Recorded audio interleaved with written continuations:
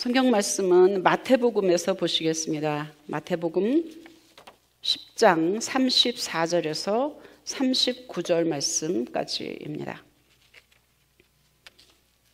마태복음 10장 34절에서 39절 말씀까지 같이 읽으시겠습니다.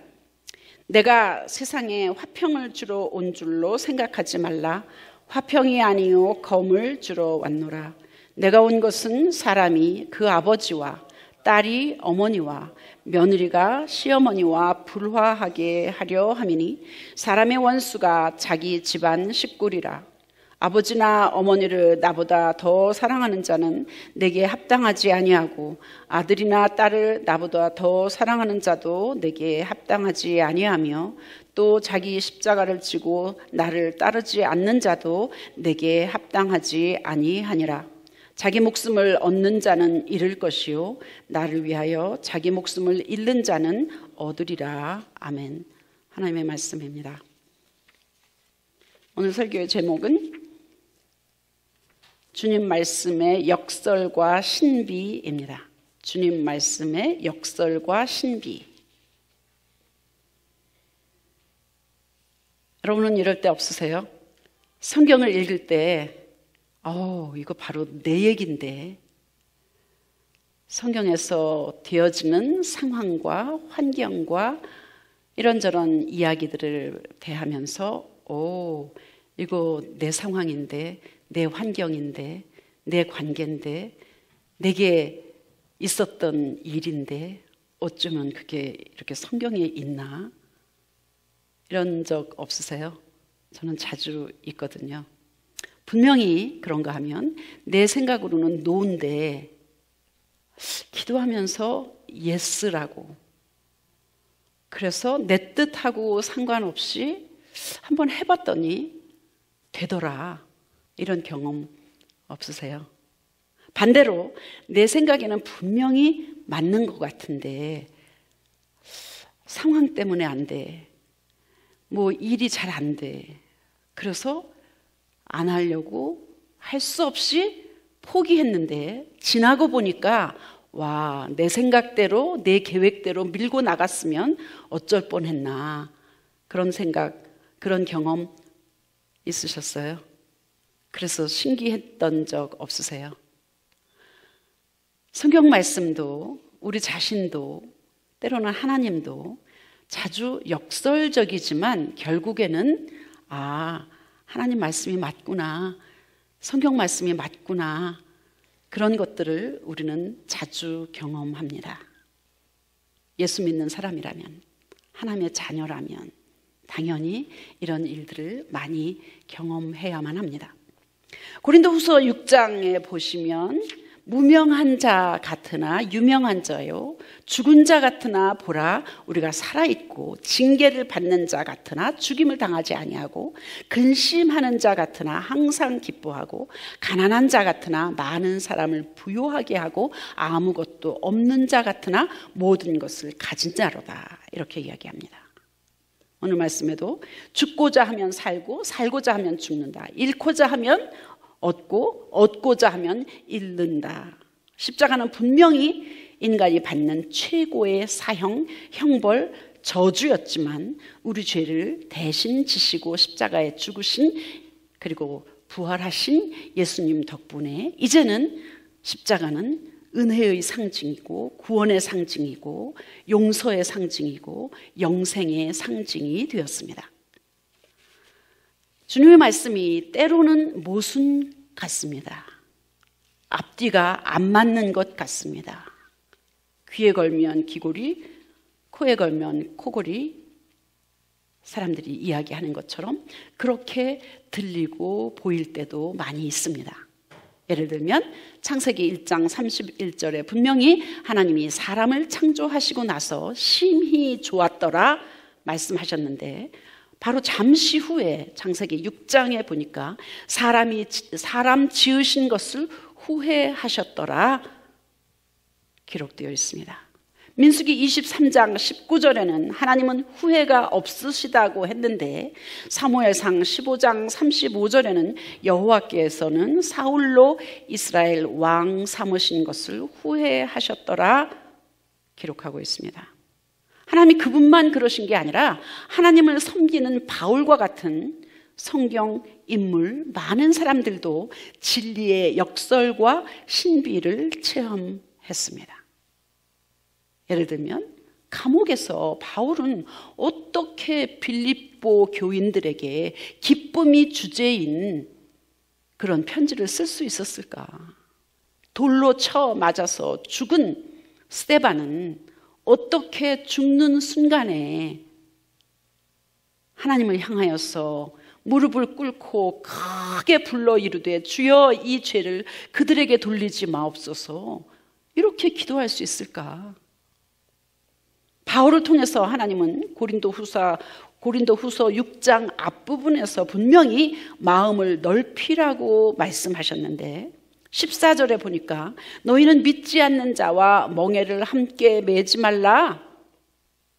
이 구절은 그리스도인이 불신자와 파트너가 되거나 결혼하는 것을 금하는 것으로 해석되고 빛과 어두움이 함께 할 수 없듯이 믿는 자와 불신자는 함께 할 수 없음을 강조하고 있습니다. 배타적이고 너무 편협한 거 아닙니까? 종종 개신교 교단에서 꽤 알려진 신학교 교수, 목사님들이 예수 이외에도 구원이 있다라고 말씀한 그 한마디 때문에 축출되는 경우를 종종 우리는 봅니다. 세상에서 왜 개신교는 예수만을 고집하느냐? 뭐로 가도 서울만 가면 되고 모든 길은 로마로 통하는데 왜 기독교는 편협하게 속 좁게 편협하게 그렇게 고집을 피우느냐? 좋은 게 좋은 거지. 스님이든 목사님이든 불교든 기독교든 뭔가 종교를 가지고 있는 것은 유익한 거 아닌가? 이렇게 생각하는 사람들 꽤 많이 있습니다. 그런가요? 두루두루 이것도 좋고 저것도 좋고 그러면 포용력이 있고 넓은 마음입니까? 물론 예수 믿는 사람들이 주위 사람들에게 덕이 안 돼서 기독교 전체를 오해하게 하는 게 사실이기는 하지만 제가 덴버에서 신학교 다닐 때에 2박 3일 비행기값, 호텔비, 등록비 이런 거 다 공짜로 주면서 신학생들을 초청했던 그런 세미나에 간 적이 있었습니다. 저녁에 호텔에 체크인을 하고 첫 스케줄이 바로 앞에 있는 큰 장로교회에서 예배 드리는 거였습니다. 갔는데 희한하게 그 앞에 가톨릭 신부님도 계시고 스님도 있고 개신교 목사님도 계시고 이슬람교에서 오신 어떤 소위 성직자들이 앞에 여럿 있었습니다. 지난주일에 예수님의 기도 하나 되게 하소서를 바탕으로 연합에 관한 말씀을 전했습니다. 이런 게 연합인가요? 혼합이 연합인가요? 예배를 어떻게 함께 드릴 수 있나요? 사회적으로 뭔가 도움을 필요로 하는 곳에 각기 다른 교회에서 다른 신을 섬기는 불교든 기독교든 캐톨릭이든 이슬람이든 도움을 필요로 하는 곳에 자선을 베풀 수가 있습니다. 도움을 줄 수 있습니다. 그렇지만 어떻게 예배를, 기도를 함께 같이 할 수 있습니까? 어떤 목사님은 편협하다는 기독교를 향하여서 어떤 목사님은 이렇게 설명하시더라고요.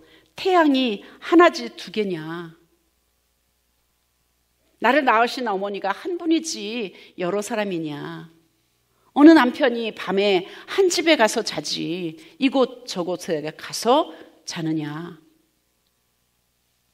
성경은 때로 상식으로 맞지 않고 인간적으로 계산해 보면 손해되는 일을 가르치는 것 같습니다. 그런데 그대로 해보면 말씀대로 된다는 겁니다. 안 믿어지고 이해가 안 가고 그래도 그럼에도 불구하고 하나님의 말씀이니까 내 생각, 내 감정, 내 경험, 세상적인 가치관과 달리 그냥 억지로라도 순종을 해보면 하나님의 말씀이 맞습니다. 그래서 진리는 역설적이고 신비롭기까지 한 것입니다. 오늘 본문에도 예수님의 역설적인 말씀이 나와 있습니다. 평화의 왕으로 오신 예수님, 일반적으로 알고 있는 그 예수님과는 달리 내가 세상에 화평을 주러 온 것이 아니다, 불화하게 한다, 오히려 검을 주러 왔다 선언하십니다. 예수님을 따르는 것이 가족 간의 불화, 분열을 가져올 수 있다고 말씀하십니다. 복음의 진리를 따를 때 고난이 따르지만 결국 참된 생명을 얻게 된다는 것이 복음의 역설 또 진리입니다. 이런 예는 많이 있습니다. 믿지 않던 부부가 있었는데 어느 날 아내가 예수를 믿기 시작했습니다. 일요일 아침에 늘 하는 대로 남편은 늦잠을 자고 집에서 TV 보고 놀러 가고 그렇게 하기 원합니다.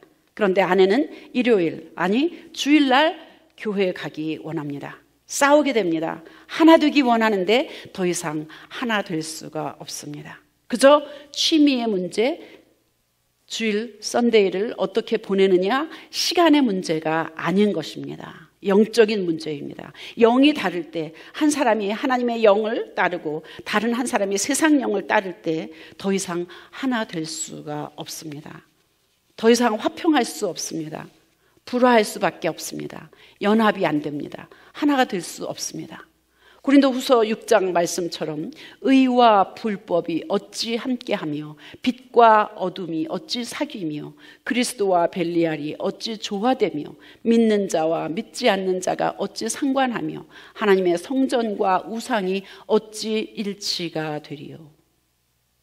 아내가 먼저 믿어서 부부간에 불화를 가져오기는 했지만 복음이 결국은 핍박하던 남편을 예수 믿게 하고 결국 한 사람에게 심겨진 복음이 온 가족 구원으로 이어지는 일들이 아주 많이 있습니다.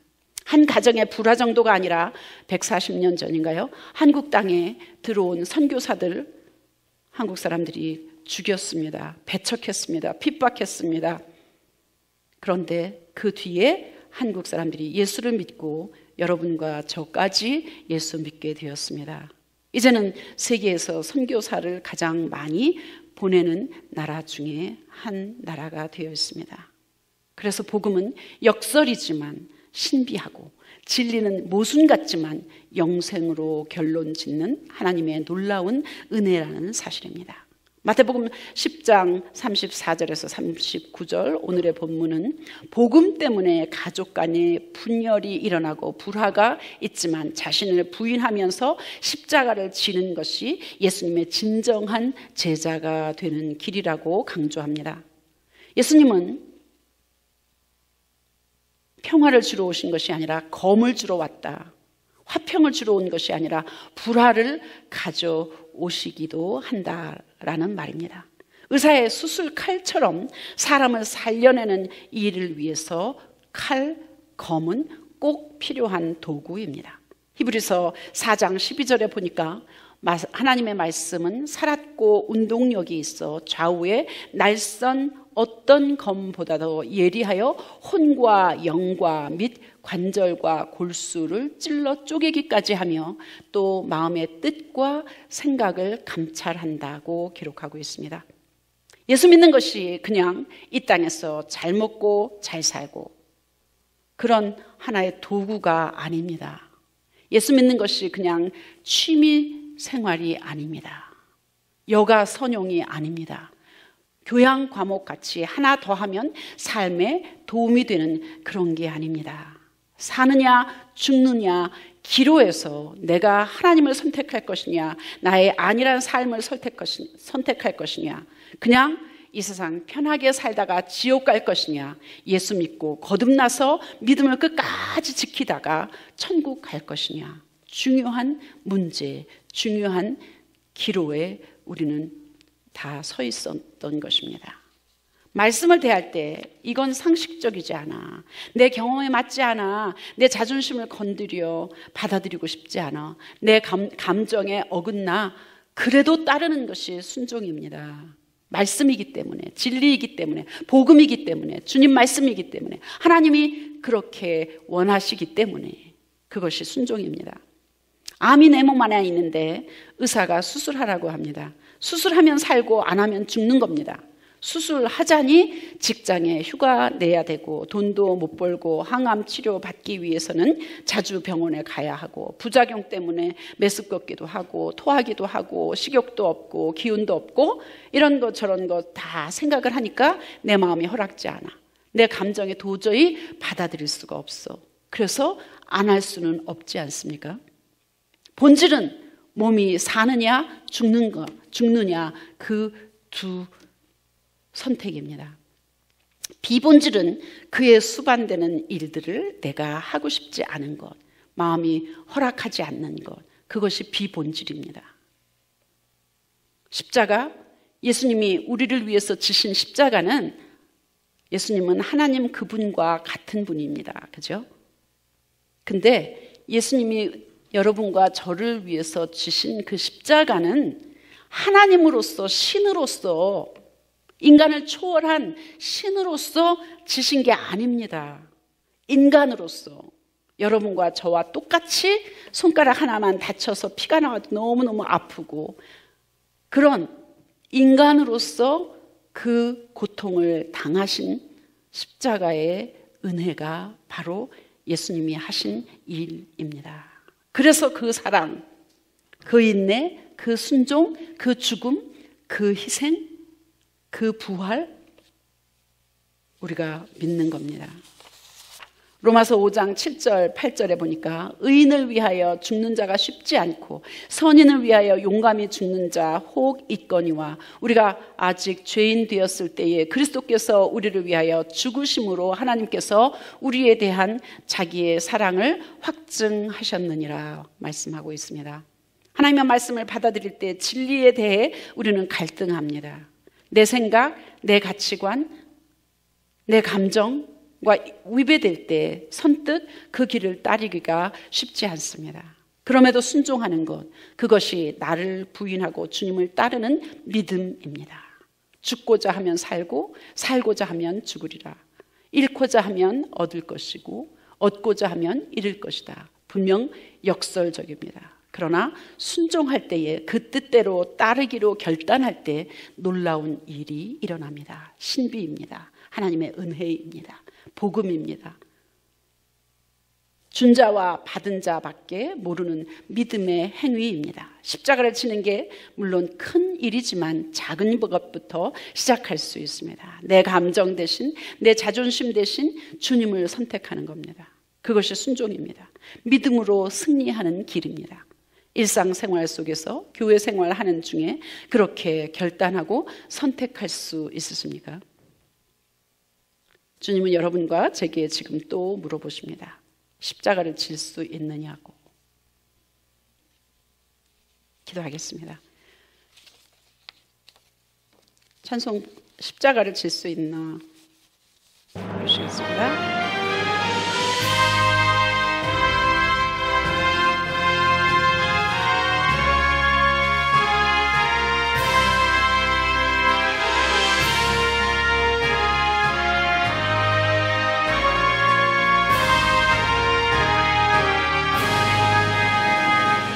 십자가를 질 수 있나 주가 물어보실 때 죽기까지 따르오리 성도 대답하였다.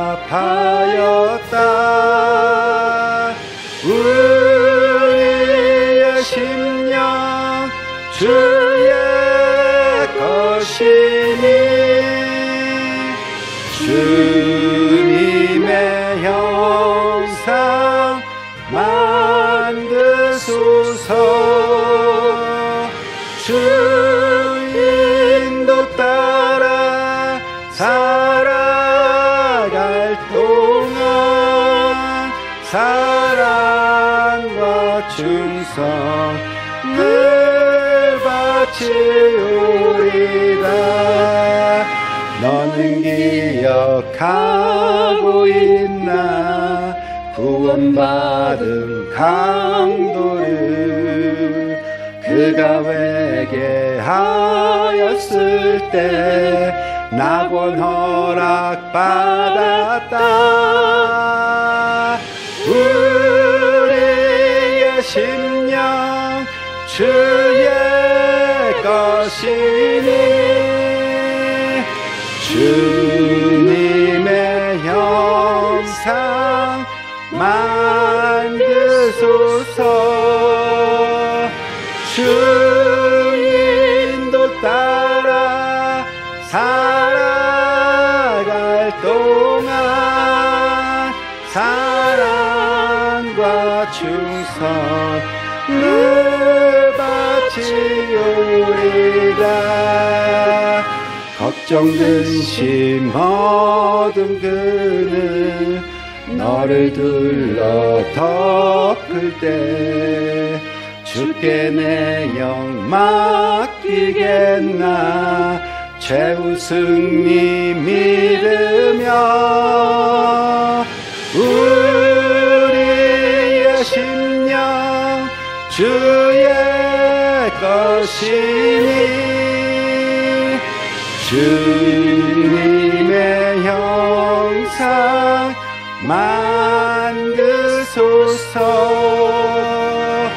주 인도 따라 살아갈 동안 사랑과 충성을 바치오리라. 이런 일 다 할 수 있나. 주가 물어보실 때 용감한 자 바울처럼 선뜻 대답하리라.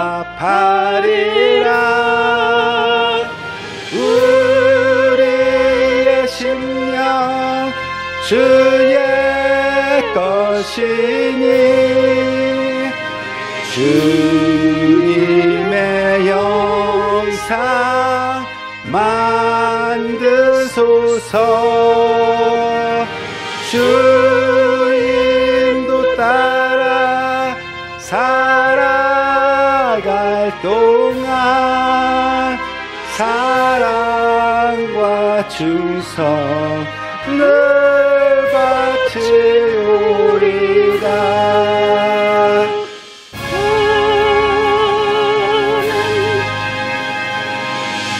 이제는 우리 주 예수 그리스도의 은혜와 하나님 아버지의 극진하신 사랑하심과 성령의 감동 충만하신 교제가 우리 모두에게 우리가 삶 속에서 시시때때로 결정과 선택이 필요할 때에 진리편을 선택할 수 있도록 도와주실 것을 간절히 축원하옵나이다. 아멘.